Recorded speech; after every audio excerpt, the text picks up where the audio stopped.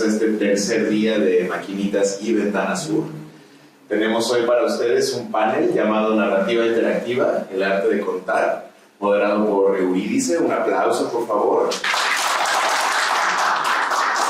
La comisaria de España. Y bueno, tenemos aquí también a Michael Santoro, de Tequila. A José de Monchán, que anda ciego. Le perdieron los lentes. Y también, obviamente, a Mariana Valls, de Mango Pro. Y pues bueno, les cedo el micrófono aquí a la moderadora y diviértanse mucho. Gracias, Sebastián. Bueno, este creo que es un panel tremendamente relevante porque ayer hablando con mucha gente del cine me decían, ay, yo quiero pasarme por los videojuegos, sobre todo por la narrativa. ¿Por qué? Porque en el cine contamos una historia. En el videojuego establecemos todos los elementos para que el jugador cuente una historia. Y las formas de contar son muy, muy diferentes. La narrativa no es lineal, la narrativa es completamente diferente. Por lo tanto, esto es algo que podemos mostrar a quienes están en otras áreas. Y como la narrativa es muy diferente, el panel va a ser muy diferente. Entonces, la primera pregunta la vamos a hacer al revés. Van a dar la respuesta primero y después veremos la pregunta. Pues muchas gracias. Me encanta que me hagas esa pregunta. El verdadero problema de la narrativa de videojuegos es que no conocemos las preguntas. Es que no conocemos las preguntas que se está haciendo quien juega cuando pueda. Y tenemos que estar intuyendo, a partir de sus acciones, qué cree que está sucediendo.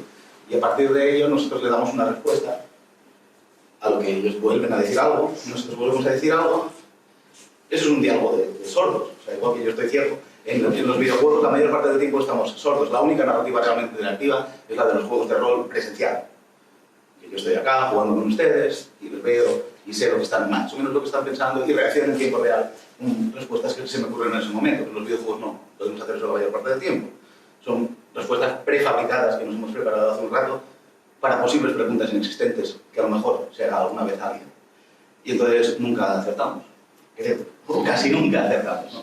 Y a veces está bien, porque uno de los grandes problemas que tenemos en la narrativa de videojuegos es que no tenemos un texto. Porque es muy difícil. Si nos es difícil encontrar el texto, es decir, lo que está pensando quien está jugando, ¿cómo vamos a saber cuál es su texto?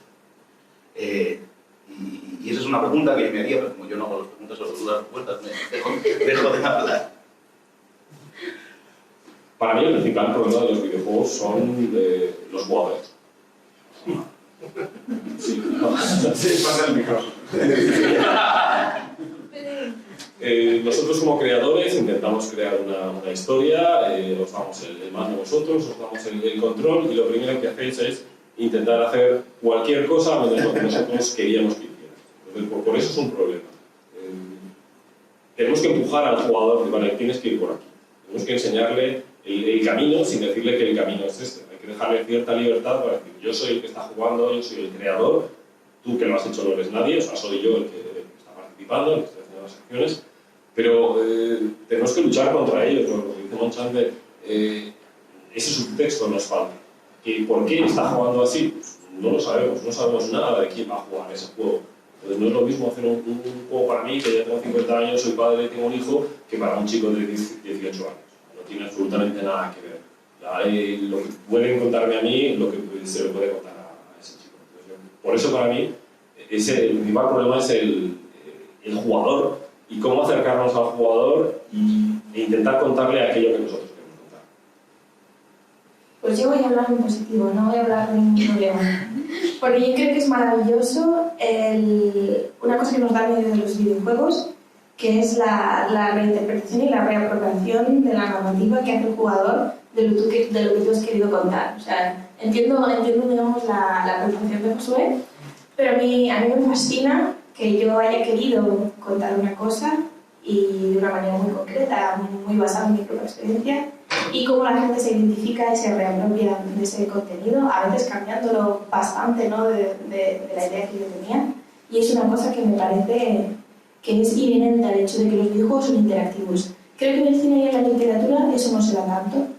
Entiendo que se podría dar por H, por B, por algún tipo de bagaje emocional que la gente también, ¿no? Se apropia, ¿no?, de significados de películas, de canciones, de letras de canciones. Lo vemos a veces, ¿no?, por ejemplo, en temas políticos, ¿no?, de cosas que tú dices. Yo pensaba que esto tenía tintes de izquierdas y realmente ahora hay un sector de la derecha que se está apropiando de este contenido cultural tradicionalmente de izquierdas. Pero por lo general creo que es más difícil que se dé ese fenómeno. En cambio, en los videojuegos creo que se da todo el tiempo. Y yo creo que es una cosa maravillosa que sí, la interactividad nos brinda y la deberíamos abrazar. ¿Cuál es el mayor reto de la narrativa de videojuegos?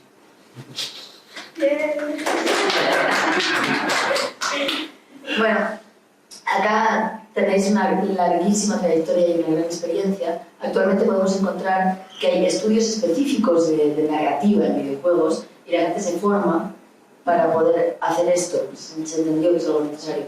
Pero cuando empezasteis, eso no existía. Entonces quiero que nos contéis qué estudiasteis, cómo llegasteis hasta hacer narrativa de videojuegos y, bueno, que conoceros un poquito más, porque sé que además vuestras trayectorias son muy locas.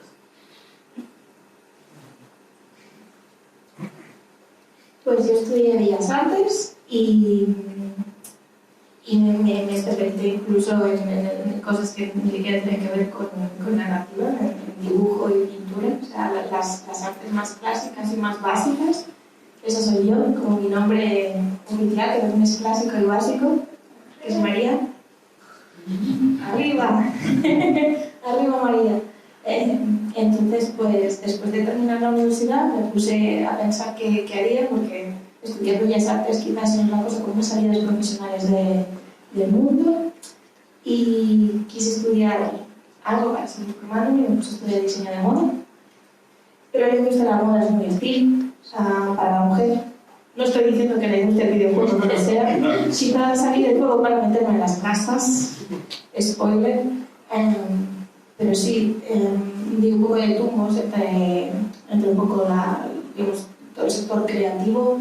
No sabía muy bien dónde quería estar, y después de estar trabajando 5 años haciendo caramelos en una tienda de Barcelona, mi pareja me rescató de ese pozo de que es trabajar por cuenta ajena, y ahora estoy en el super pozo de tener una empresa donde llevamos casi 8 años haciendo juegos y estamos trabajando en el 4.º juego, tenemos 3 juegos publicados. Y nos gusta mucho contar historias y esperemos que podamos seguir en ello muchos años más. Así que comprad nuestros juegos. Pues yo hace mucho tiempo, en un sitio muy lejano, empecé estudiando publicidad. No tenía nada que ver con videojuegos. En la época en que yo estudiaba no había estudios específicos de videojuegos. Si querías hacerlo, tenías que ser programador. Y yo no tenía cabeza, no tengo cabeza para programar. Lo olvidé un poco. Después de estudiar publicidad me fui a Madrid. Y allí pues tenía amigos de la facultad que éramos en Madrid, me dijeron que estaba trabajando en una empresa de videojuegos y me colgué allí y bueno, 20 años después sigo aquí. Después de los 3 primeros años haciendo videojuegos tuve que tomarme una época sabática y volví a la universidad, hice un doctorado, soy doctor en videojuegos, tengo una tesis sobre narrativa y cómo pulsar un botón para historias. Hice un máster sobre publicidad.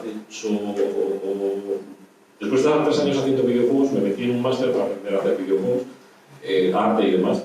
Era muy malo, así que no me sirvió mucho, pero bueno, cositas que aprendí. Y eso es lo que he hecho yo estudiando. Yo estuve borracho de los 15 a los 30. ¿Tiene 28? Y la resaca se llama trabajar en videojuegos. Fue por casualidad, yo había estudiado filología inglesa por el lado de literatura y yo quería dedicarme a cosas que tuviesen que ver con historias y este tipo de mierdas. Y a los 30 dije, después de haber estudiado filología inglesa, estudié guión audiovisual, estudié producción audiovisual y estaba con un amigo haciendo una película. Por cierto, ¿cuántos de acá vienen por los videojuegos y quiénes de ustedes no vienen de los videojuegos sino están por cine o esas otras cosas? Que alguien levante las manos. Cine, que venga hablan de cine. ¡Ah! Eso es muy bueno. Vale, pues los videojuegos son esta cosa que se ha puesto ahora de moda y que factura más que el cine y la música juntos. y que pervierte a nuestros jóvenes. Vale, y siguiendo con eso, yo no ni me interesaban los videojuegos. Y de hecho creo que todavía no me interesan. Lo digo absolutamente, lo digo en serio, igual que no me interesa el cine. Pues todo esto. La cosa es que yo pensaba que los videojuegos no se escribían, que sería como al principio de Star Wars, una galaxia muy lejana. Y entonces me llaman un día, una profesora que había tenido, que creía que yo valía para algo, y estaba en contacto con Péndulo Studios, que es el estudio de desarrollo de videojuegos de España que lleva más tiempo en activo, 30 años, otra vez sale ese número, 30 años. Y me llamaron, dijeron, tú no sabes quién soy, yo sé quién eres, y queremos contratar. Y me fui allá con mi portfolio de cuentos escritos, con mi camiseta más rota para que se notase que era buen guionista. y me ofrecieron un trabajo, yo dije, todo como muy chulo, muy subido, como en plan de, esto luego es muy fácil. Me van a pedir escribir un párrafo, me van a pagar 2 meriendas, y podré decirle a mi mamá que por fin trabajé escribiendo. Y me ofrecieron un trabajo fijo y llevo en él 18 años trabajando. ¿Cuál era la pregunta? Muy bien, estuvo muy bien. Filología inglesa, diseño de moda, publicidad. El videojuego tiene algo que es tremendamente relevante. Esta pregunta iba un poco para detonar esto también, que es muy híbrido de un montón de disciplinas distintas. En el videojuego no puedes aprender una sola cosa, tienes que aprender un montón. Hay gente desde programación, hay gente de filosofía, hay gente de muchos lados. Y las historias también se cuentan desde muchos lados. O sea, en el videojuego sabemos que está la narrativa que tú pones y está la narrativa que genera el jugador. Pero también está lo que se parecería más al guión, quizá, que es lo que tú escribes, pero también está lo que diseñas en mecánicas, están los escenarios, están las formas en las que estás construyendo el diseño narrativo sin necesidad de escribir una sola palabra.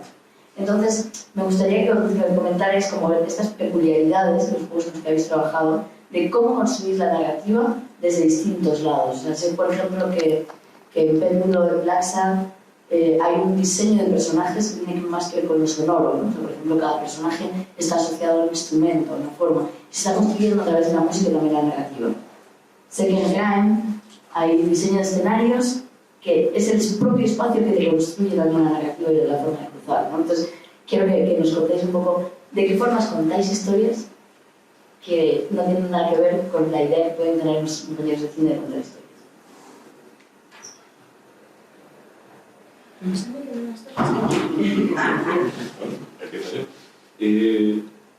Bueno, yo soy un bicho raro en el mundo de los videojuegos porque no me gustan los videojuegos en los que tienes que matar gente. Entonces, ¿conocéis algún videojuego en el que no haya que matar a alguien para avanzar en la historia?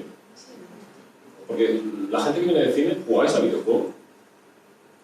¿No? Sí. ¿De aquí quién no juega a videojuegos? Yo. Pues Soy el bicho raro. sois los más importantes para mí en esta sala. ¿Por qué no jugáis a videojuegos? No hay nada, no te interesa, no te llama la atención. Lo juegan mis hijos y me gusta más la parte narrativa que el hecho de nada. Lo que cuentas en verdad es cierto, o sea, siempre se trata de matar y todo lo demás. Muy fuerte. Para mí hay una cosa muy importante, las historias se cuentan a través de las acciones que hacen sus personajes. Si la mayoría de los juegos, la acción principal es matar gente, la cantidad de historias que podemos contar es muy reducida. Entonces, para mí es muy interesante la otra parte de, ¿vale? ¿Qué acciones podemos hacer que nos puedan contar cosas? Tequila Wars. Yo creo que juego al peor de todo, que es el Age of Empires. Es buenísimo. Es dominar a otra civilización. Es durísimo. Sí. De la misma manera que vemos películas para sentirnos bien, jugamos a videojuegos para sentirnos buenos. Juego a esto y gano y soy el mejor del mundo y te voy todo el mundo. Soy bueno, soy el rey del mundo. Es una parte importante de jugar a videojuegos, sentir que tú tienes el poder y que tú puedes hacer cosas. Que puedes equivocarte y no va a pasar nada. Entonces, en Tequila nos gusta hacer juegos con gusto. intentamos contar historias diferentes. Tenemos un juego, Rhyme, hasta ahora yo creo que es el más conocido, en el que no hay diálogo. Pues, ¿cómo cuentas historias si no hay diálogo? Las películas mudas, pues bueno, tenían cartelitos y demás, pero eran las mismas acciones de los personajes las que te contaban la historia. Entonces, en Rhyme hablamos de la muerte, hablamos de cómo superar la muerte de un ser querido, e intentamos adaptar la historia que queríamos contar sin utilizar palabras con las acciones que hacía el protagonista, que además es un niño. Los protagonistas de los videojuegos es un tipo forrado con armadura, armas, pistolas, cuchillos, y es la muerte personificada. Pero nosotros pusimos todo lo contrario, un niño, y empezamos a hablar de la muerte. Entonces, para nosotros fue un reto, porque ¿cómo cuentas historias sin decir nada? ¿Cómo cuentas una historia de superación? ¿Qué es una acción que implica superación? Entonces, el proceso para encontrar esas acciones y que cuente aquello que tú quieres contar, porque ya os he dicho al principio que nuestro mayor enemigo es el jugador. No lo decía como malo, sino que es un reto. El jugador quiere hacer cosas y yo lo voy a empujar en una dirección muy determinada, que es, quiero hablarte de la muerte, pero no te lo voy a decir. Entonces, la manera de contar videojuegos además es muy parecida a la que se utiliza en cine. Te damos el mando, empiezas a pulsar botones y cuando queremos contar una historia te quitamos el control, ponemos una cámara muy chula, cinemática, y utilizando ese lenguaje maravilloso que es el cine, contamos cosas. Pero bueno, estamos avanzando y 30 años después nos damos cuenta de que no hace falta quitarle el control al jugador, sino que es bueno que mientras tú estés haciendo cosas podamos ir contando cosas. Entonces, estamos intentando navegar en esas dos partes de cómo contar historias en cine y cómo podemos contar historias con un jugador que en teoría es el que nos va a romper todo lo que hacemos, pero que nos cambia la dirección. Sí, quizás el mayor problema que hemos tenido en una narrativa de videojuegos, aparte de los jugadores, pues nuestro mayor enemigo ha sido el cine, realmente. Pero porque, o sea, igual que el mayor enemigo del cine al principio fue el teatro, porque se miraba en él y no era capaz de crear su propia gramática, porque estaba creyendo que eso lo había, hasta que no llegan los rusos y hablan del efecto Kuleshov y esas cosas, pues está todo el mundo imitando al teatro. Y eso nos ha pasado a nosotros durante muchísimo tiempo. Hemos pensado que la forma y de quien descendíamos era del cine, cuando no es cierto. Los videojuegos no descienden del cine, los videojuegos descienden de los juegos que se han jugado toda la vida. Y en esos juegos se han contado historias. Se han contado historias en el fútbol, se han contado historias cuando las niñas y los niños juegan a médicos, eso es otro tipo de historias. Hay un montón de historias que se estaban contando allá. Que el videojuego une a la pantalla audiovisual que sí hemos heredado del cine. Pero es solo uno de las muchas formas que tenemos que contar. Entonces nos hemos visto encorsetados, porque encima el cine se encorsetó a sí mismo, gracias a Hollywood y a otros con los 3 actos, y Zack Snyder y Sinfield y toda esa gente que dice que si en la página 27 no está pasando exactamente eso, deja de leer el guión porque ya no es bueno. Ahora, gracias a las series sobre todo y a las plataformas, está empezando a haber otros estilos, ¿no? La gente de Mad Men y un montón de toda esta gente empezaron a ver otras formas de contar otras estructuras que no tenían que ver con los 3 actos. Y digo, los 3 actos, como podríamos hablar de otro tipo de cosas que nos están mucho al cine. En videojuegos hace como 15 años hubo una charla como que nos cambió mucho la forma de enfrentarnos a la narrativa, hecha por un tipo de Microsoft Games y por otro de Riot, los de League of Legends, que se llamaba Muerte. Estamos hablando de una muerte a la estructura de 3 actos. Porque no necesitamos 3 actos.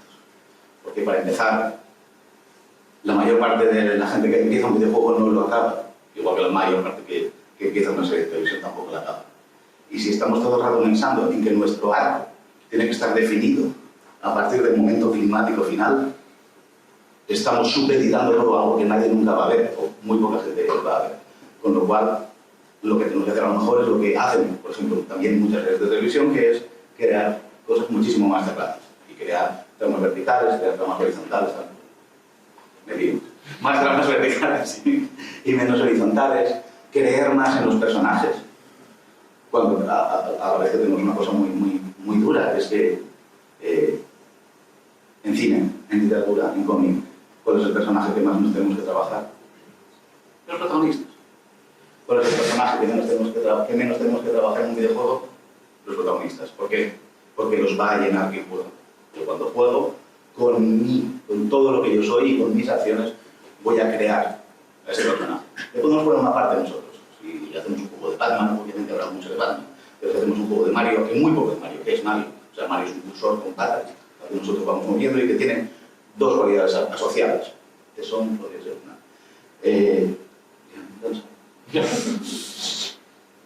¿Cuál era la pregunta? No, de verdad que he perdido el hilo. Siempre me he empezado a pensar cosas y digo, no estoy segura que esto vaya a responder lo que tenía que responder en un principio. Pero bueno, ¿Cómo cuentas historias? ¿cómo los contamos? Vale. Sí, entonces sí que tenía bien escrito, vale. Nosotros tenemos un proceso creativo un poco particular, diría yo, porque rescatamos mucho material, digamos, escrito tradicional, en papel, con ilustraciones con cómics, de hace años.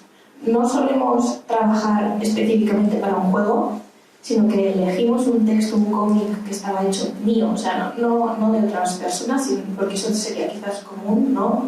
Comprar unos derechos de algo popular, no. O sea, cojo mis cosas vergonzosas antiguas y las intentamos transformar en algo interactivo. Y es bastante curioso porque muchas veces ha cambiado totalmente la esencia para poder ser algo interactivo. Lo que hacía quizás esa historia interesante en su formato no interactivo, en su formato cómic, se ha tenido que despojar para poderlo adaptar al medio. Y eso en parte a mí me parece muy interesante porque si no estaríamos, creo, atrapados en lo mismo que les pasa a las novelas y a las películas, que son un poco lo mismo, son una visualización simplemente de lo que tú puedes leer, con una gran parte de posible decepción porque era mucho mejor el libro. Entonces creo que los videojuegos siempre podrán ser muchas cosas, pero siempre serán diferentes al libro. No podrán ser, el libro nunca podrá ser mejor, ni el videojuego mejor que el libro. Muchas gracias. Bueno, sabemos también que en el videojuego confluyen dos tipos de narrativas diferentes. Es decir, tenemos la narrativa embebida, que es la historia que queréis contarle al jugador, que ponéis ahí el libro del que partís, aunque luego eso no funcione o vaya a funcionar. Y luego la narrativa emergente, ¿no? Es toda esa historia que se genera mientras juegas. A mí me gusta mucho, cuando escucho a Josué, por ejemplo, hablar de esto, y me gustaba mucho porque pregunta, decidme un juego sin narrativa. Entonces, pues, el Tetris no tiene narrativa. Y dice, bueno, os voy a contar una historia. Un día estaba en los recreativos de mi pueblo y tenía los últimos 5 duros del mes, y estábamos a mediados, pero yo quería gastármelos en el Tetris, quería jugar al Tetris. Y estaba jugando al Tetris, pero que además me dio para el Tetris y para una limonada. Y me tomé la limonada y empecé a jugar al Tetris y se me estaba dando increíble la partida. Duró mucho más de lo que pensaba. Entonces, de pronto, estaba rompiendo récord. Estaba a punto de romper el récord de la máquina, pero me había tomado una limonada. Y ahora me estaba haciendo mucho pis. Me estaba haciendo muchísimo pis, pero estaba a punto de romper el récord. Y de pronto me salió una de esas sillas y otra de esas sillas. Y esas piezas horribles que no tienes dónde colocar. Y tenía todo perfecto para la hora y la hora no salía, y la hora no salía. Y me hacía pis. Y estaba ahí esperando poder conseguir batir el récord y salió la varga. Y salió la varga, rompía el récord, ya me daba igual que el juego continuara. Puse las letras más rápido que ni siquiera me importó cuáles ponía, solo sabiendo que era yo y me fui al baño. Bueno, esa es una historia que crea un videojuego sin narrativa, ¿no? Entonces, al final, el poder del videojugador como autor es tremendo. Porque las historias, la autoría de las historias de los videojuegos está fuera. Imagínense para nuestros egos estar contando una historia que no podemos contarles porque son otros los que nos la van a contar. Entonces, quería saber, dentro de esta doble narrativa del videojuego que siempre entra en conflicto de algún modo, ya han anticipado que vuestros amigos son los videojugadores, pero me gustaría saber cómo mantenéis ese equilibrio o si lo mantenéis. O sea, ¿queréis más o optáis más por contar vuestra historia optáis más porque la cuente el jugador y cómo jugáis o cuáles son los elementos que utilizáis para permitir esa creación por parte del jugador. Nosotros sí que ponemos muchísimo esfuerzo en contar nuestra historia, no dejamos tantos cabos sueltos, pero sí que es verdad que ponemos miguitas de pan fuera para que el jugador, o ya pensando digamos, en cómo funciona el mundo hoy en día, que no solo es jugador, sino que muchas veces es un creador de contenido de su comunidad, cómo podría interactuar una persona que luego va a hablar de nuestro juego, sea una persona en su casa que luego quiere hablar con sus amigos de hey, he jugado este juego, tienes que jugar, como el que está compartiendo en tiempo real.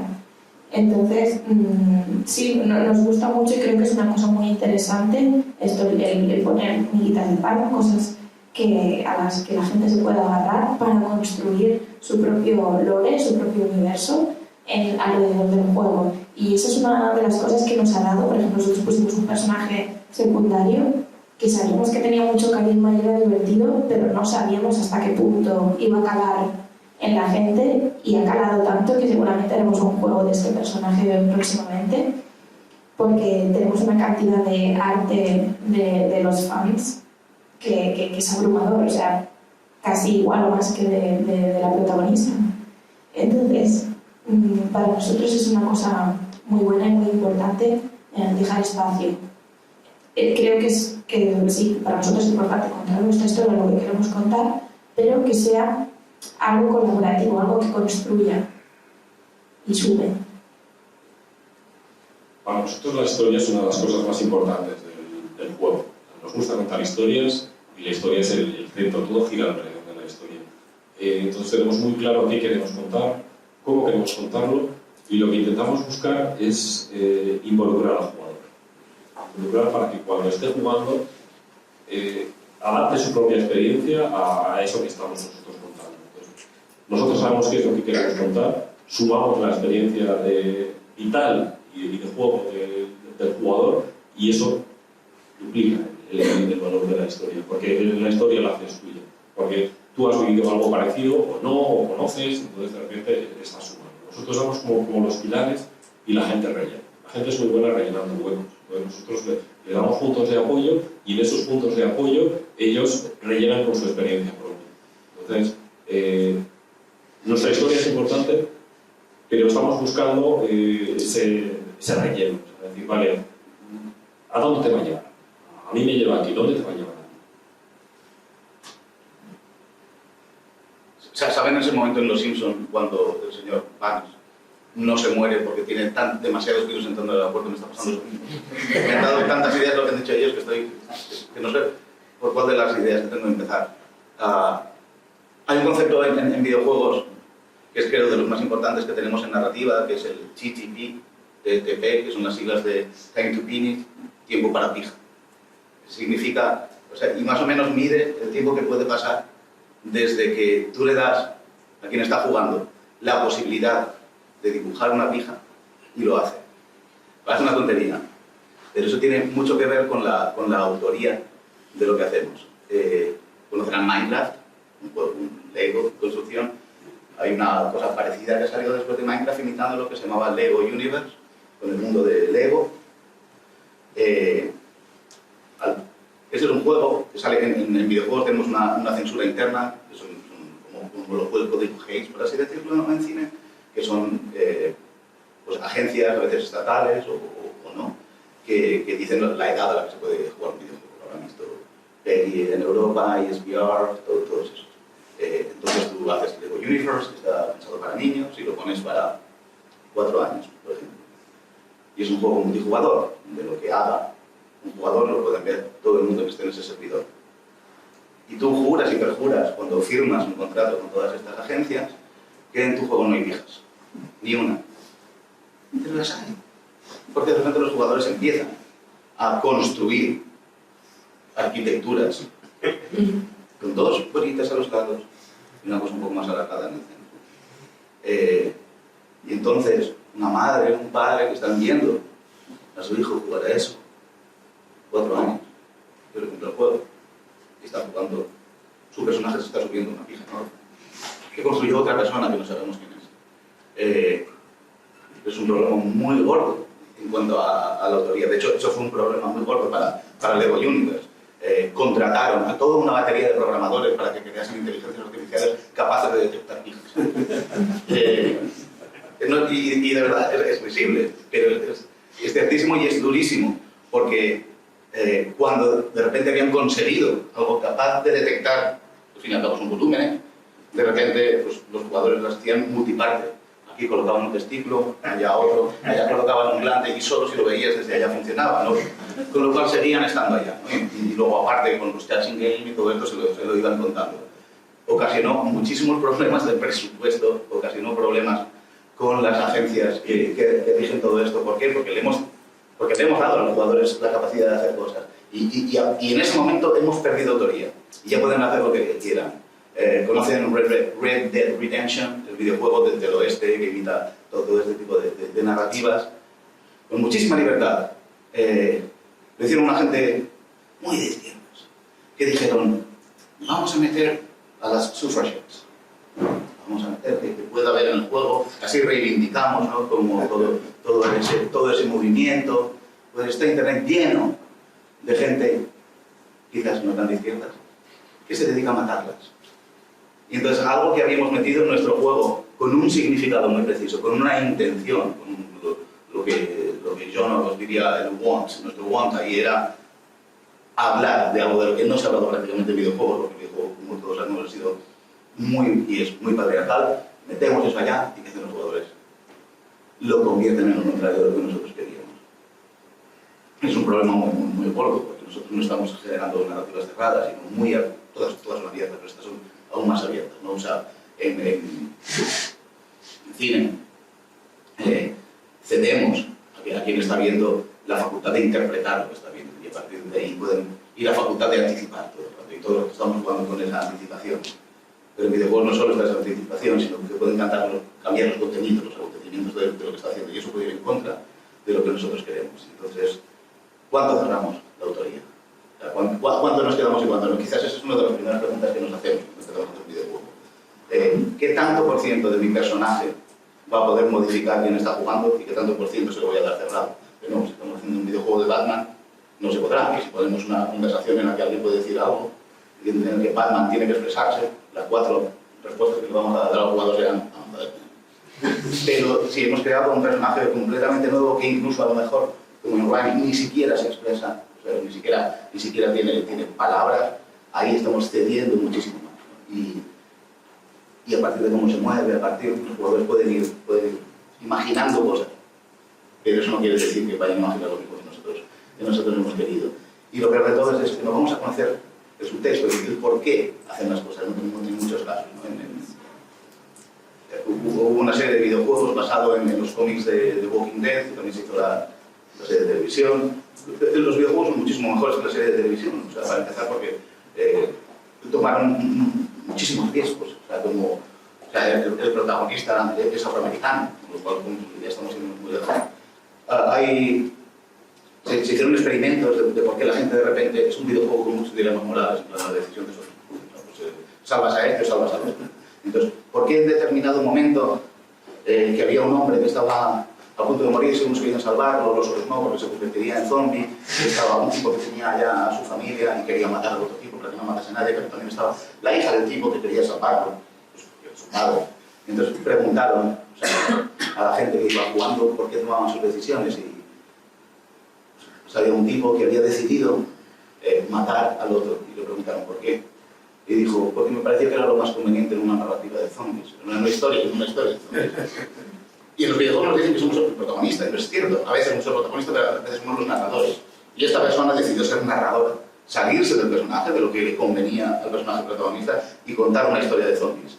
Y le preguntaron a una tipa que había hecho lo contrario, había salvado al padre, y dijo, porque mi padre se murió hace poco. Había decidido no ser narradora, había decidido no ser protagonista, había decidido ser ella.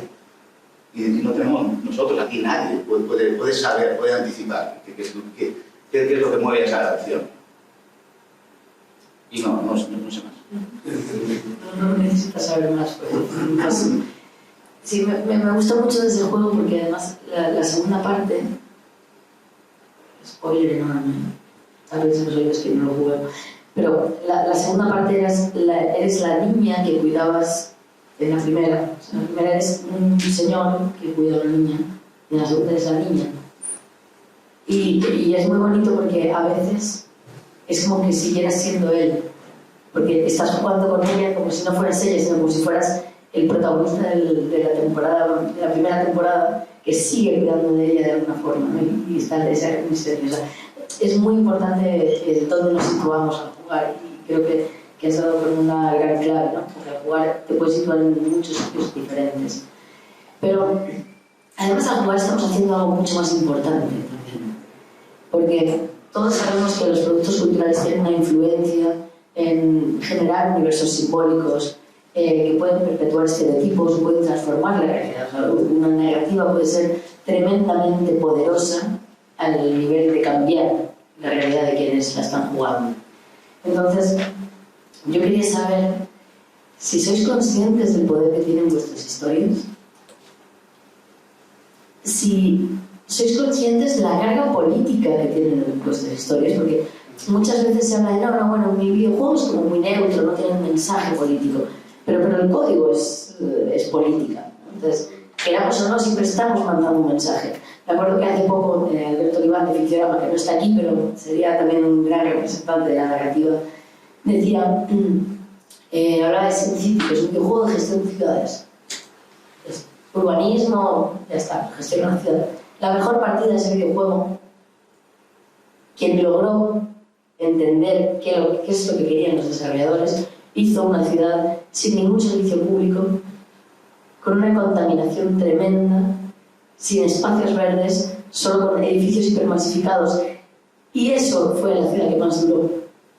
¿Por qué? Porque el juego estaba programado para recompensar ciertos comportamientos y penalizar a otros. Entonces, a veces nos puede parecer que un juego no tiene un mensaje político porque igual no tiene ni texto, pero siempre está, ¿no? Entonces, quería saber si sois conscientes de vuestros mensajes, si los tenéis identificados, si son deliberados, y también que me contáis si alguna vez habéis tratado de apostar directamente por esa transformación. Es decir, mis historias mueven a la gente, quiero moverla hacia un lugar en el que cambie la realidad, que se utilice el videojuego como una herramienta de transformación social. Y bueno, pues no sé, que nos contéis como alguna anécdota o personal. Yo creo que todo acto cultural es político, con lo cual decir que el videojuego no es político es una falacia. Y digamos, y ahora en contra te diré, no, al menos nosotros no trabajamos de una manera consciente de meter una agenda en nuestros juegos, pero es evidente que está. Entonces, es muy curioso que hay reseñas de nuestros juegos donde hay gente que se queja de que somos gente de extrema izquierda, que es una basura aleccionadora. Y luego tenemos reseñas del juego diciendo el juego está hecho por gente muy poco deconstruida, es una basura, digamos, conservadora. Entonces, es muy curioso, ¿no? La lectura que puede hacer la gente, evidentemente, desde todo el espectro social y político que conforma una sociedad. Entonces, sin tú querer decir nada, simplemente contando la historia con tu bagaje cultural y tus propias ideas, sin querer aleccionar a nadie, ya la gente, ¿cómo se siente? Imagínate qué tan atacada se siente la gente en videojuegos que mínimamente apuestan por ello. Yo creo que es un problema que mucha gente que quiere trabajar estos temas se enfrenta. Sí, hay como un sentir popular, ¿no?, de que los videojuegos tienen que ser neutros, que no nos tenemos que meter en política. Y creo que es una pena, porque se están perdiendo muchas cosas muy interesantes que se podrían hacer simplemente por el hecho de que la gente no está abierta a recibir eso, como igual está de vuelta a leer su libro, porque Creo que con los videojuegos no es lo mismo. Estoy muy molesta. Nosotros en Tequila somos absolutamente conscientes de que las historias que contamos van a tocar la patata o a rascarte el alma, porque hablamos de esquizofrenia, hablamos de cómo superar la pérdida, hablamos de bullying, hablamos de amistad, y hablamos de esas cosas porque sabemos que son cosas que mueven a la gente. Tequila Wars ahora estamos trabajando para Riot, no sé si conocéis una serie que se llama Arcane en Netflix. El juego de League of Legends es uno de los juegos más jugados del mundo, es un juego en el que tienes 150 héroes, cada cual con más músculos y más mala leche, y tienes que hacer grupos de 5 contra 5 y tienes que machacarles y ganar. Entonces, llegó un día Iron Force, que es una empresa que se dedica a coger todos esos campeones y va preguntando a estudios por el mundo diciendo, oye, mira, tengo estos personajes, ¿qué historia me cuentas? Y vinieron un monte de tequila y nos dijeron, es que nos gusta mucho cómo contáis historias, ¿qué nos contaríais? Entonces llega ahí Raúl Rubio, nuestro CEO, y pregunta a la gente, dice, oye, esto de League of Legends, ¿de qué va? Empezamos a ver una lista de campeones que hay, ¿y qué hacemos nosotros con esto?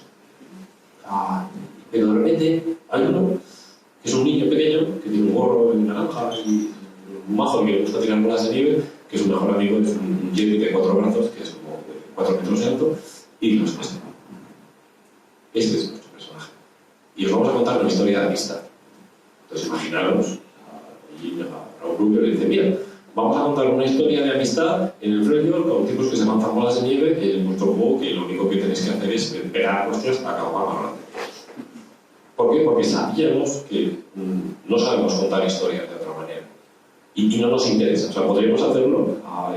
Deadline es un juego, una apocalipsis zombie, un tipo que tiene esquizofrenia y que, bueno, se pone a matar y dice, bueno, pues ya que mato, pues me voy a seguir matando. Es un poquitín esa dualidad. Pero bueno, nos gusta un poco darle la vuelta a las cosas.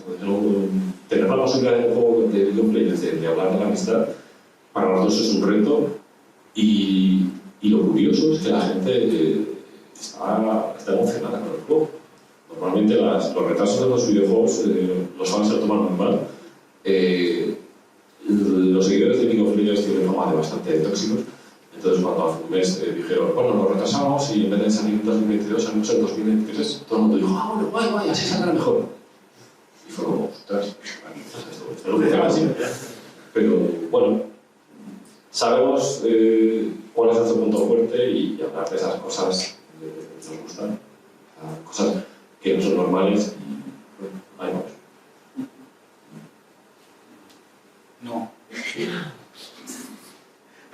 No soy consciente, o sea, no soy consciente del poder que puedo tener lo que estoy haciendo. Por suerte siempre he hecho juegos que se han vendido muy mal, con lo cual incluso si estoy haciéndolo muy mal y estoy dando mensajes que van en contra de lo que a mí me gustaría dar, tampoco ha trascendido mucho. Habré cambiado la vida de 10.000 personas, medio millón, un poco no, mucho menos de lo que está viviendo acá. Realmente, la pregunta que ha hecho Euridice venía con muchísima trampa, porque Euridice fundó una asociación que se llama Earth Game, que va precisamente de eso. Lo primero que dijeron hace muchísimo tiempo fue, ¿y si los videojuegos pudieran hablar de otro tipo de cosas? Entonces, Euridice, por favor, ¿me podrías contar cómo desde aquí? Es un tramposo de lo peor. Mira, el videojuego lo que tiene es que la agencia la tienen los jugadores. Aquí los jugadores sois ustedes, no les hemos dado la agencia en ningún momento. Si queréis preguntar a estos grandes referentes de la narrativa española, es vuestro momento. ¿Quién quiere tomar el mando? Yo quiero hacer una pregunta. Retomo un momento de la conversación previa, donde Mike preguntó por los que no jugamos. Yo no juego porque soy torpe. Siempre lo he sido. Y entonces mi pregunta, después de escucharlos, es, veo que hay un tema entre la mecánica y la narrativa, me gusta la narrativa, pero soy un torpe en la mecánica. Y los juegos que son fáciles para mí son aburridos narrativamente. ¿Qué me pueden contar sobre eso? Mentira, tramposo.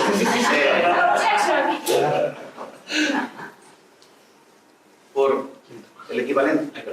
el equivalente a $2 en su celular, Florence. un videojuego magnífico, con una historia preciosa, que usa las mecánicas de juego para contar. Es una historia de amor, que la sé jugar hasta yo. Yo soy la persona más torpe, manca, como le decimos en el mundo de los videojuegos. Y por ejemplo, Flores, una de las cosas que hace, está hablando de una historia de amor, voy a spoilearla. Ya desde el principio dice que es una historia de amor y empieza y acaba. Con lo cual ya sabemos cómo va a acabar más o menos. Y hay un momento en el que la relación está empezando a ir mal y el videojuego te plantea un puzzle con un montón de piezas.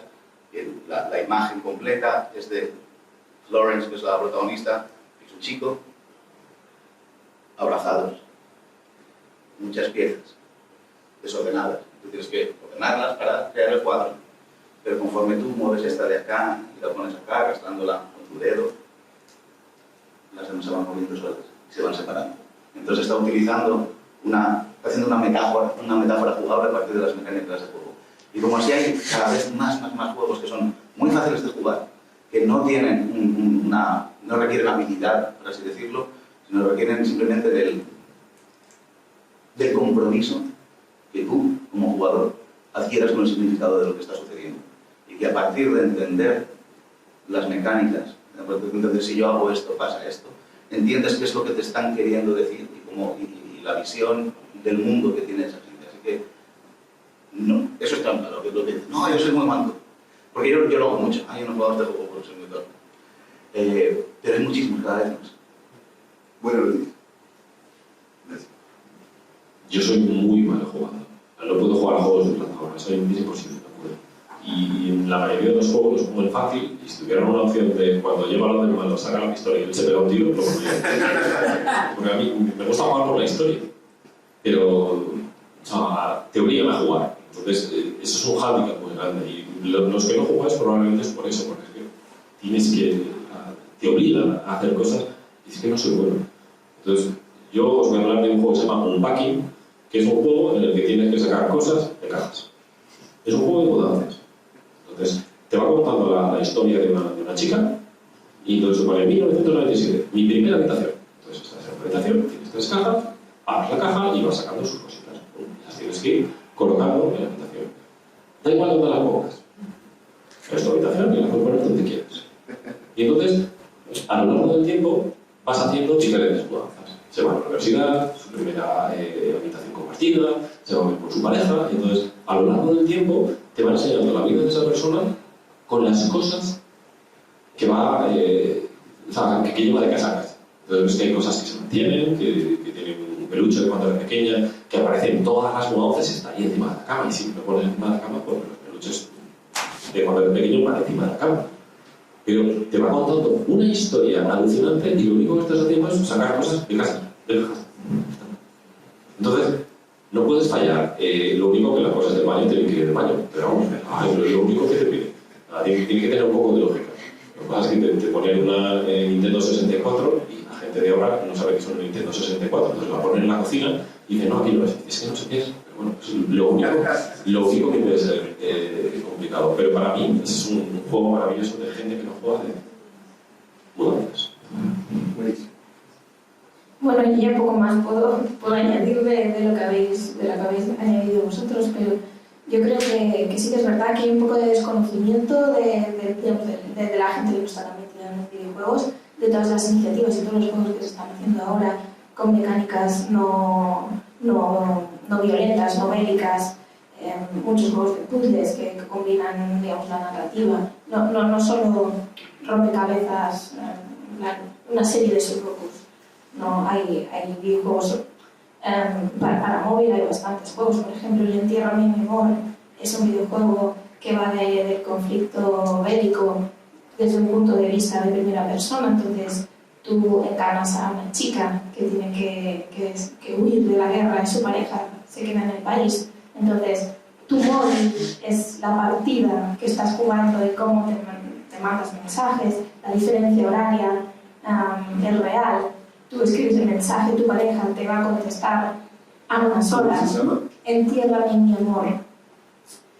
Y por ejemplo, ¿no? lo que hicieron ellos utilizando el formato del teléfono móvil para adaptarlo a contar una historia. Es increíble. Entonces, hay un montón de propuestas como estas que creo que son una buena puerta de entrada para gente que siente el mundo del videojuego un poco hostil. Entonces, pues sí, hay que preguntar a los que sabemos y seguro que os damos recomendaciones para jugar a juegos que nos hagan sentir que no sabes jugar. Les agradezco mucho. Piensen que el primer juego que yo jugué fue el Pong.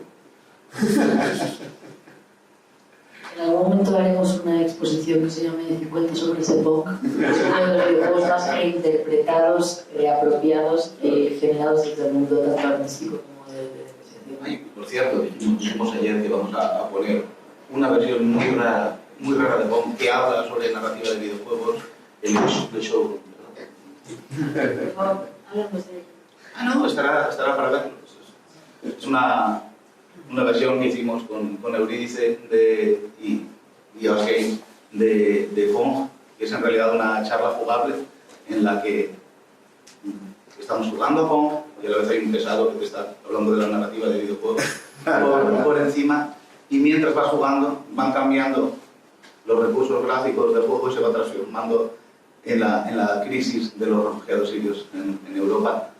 La pelota se transforma en un grupo de refugiados, un lado es Alemania, a donde intentan llegar, pero les rebotan de un lado para otro, empiezan a aparecer otros personajes, la prensa, la Unión Europea, una ONG, y pues eso, que lo vamos a tener en el showroom dentro de poco, como manera de cómo se puede contar en videojuegos sin necesidad de 3 actos, de desarrollar de personajes, de muchas cosas que creemos que son necesarias y no desencadenantes.